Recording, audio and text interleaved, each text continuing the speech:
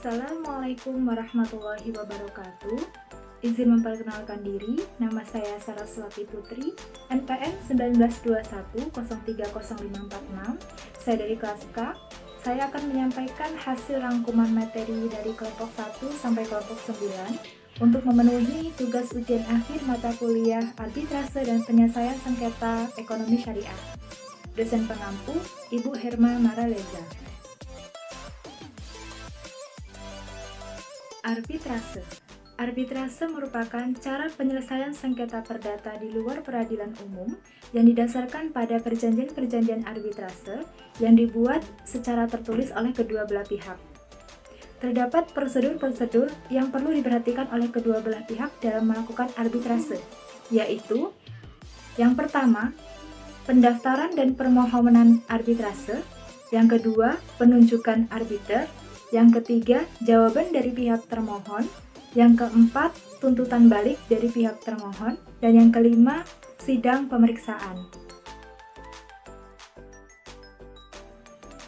Badan Arbitrase Syariah Nasional atau biasa disebut dengan Basyarnas merupakan sebuah lembaga arbitrase yang bertujuan dalam penyelesaian sengketa ekonomi syariah di luar peradilan. Basyarnas memiliki tujuan, yaitu diantaranya Basyarnas ini merupakan lembaga yang dalam penyelesaian masalahnya diutamakan adanya upaya-upaya perdamaian. Dan juga dalam Basyarnas ini dilakukan dengan adil dan cepat, seperti meliputi sengketa muamalah, industri, dan lain-lain. Pilihan penyelesaian sengketa nasional merupakan mekanisme dalam penyelesaian sengketa di luar litigasi di pengadilan, yang dilandasi dengan prinsip-prinsip pemecahan masalah bekerjasama dengan adanya itikat baik dari kedua belah pihak.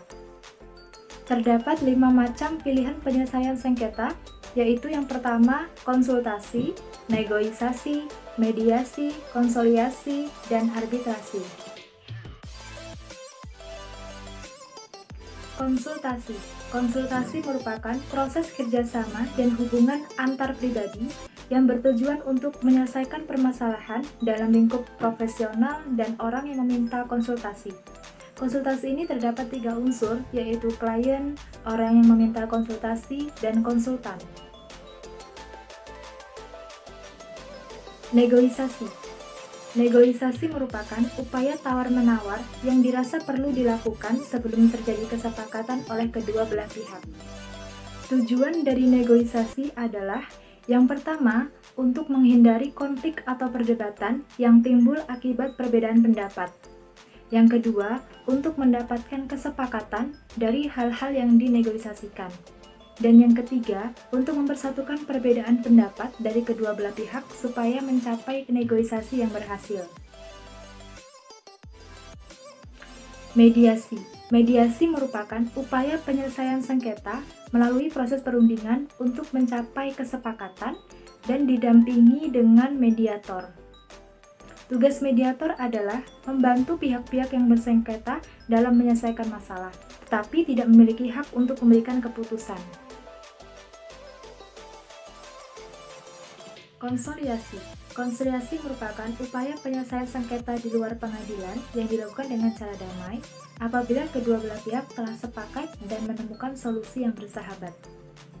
Keuntungan dilakukan melalui konsiliasi, yang pertama bebas biaya, yang kedua dilakukan secara tepat, yang ketiga tidak adanya paparan media, yang keempat tidak seformal seperti di pengadilan, dan yang terakhir dilakukan secara sukarela. Pendapat hukum atau legal opinion merupakan hal yang sangat penting sebagai dasar pertimbangan para pihak yang berkepentingan dan mengalami masalah hukum, supaya dapat mengambil keputusan yang tepat dalam permasalahan yang dihadapi.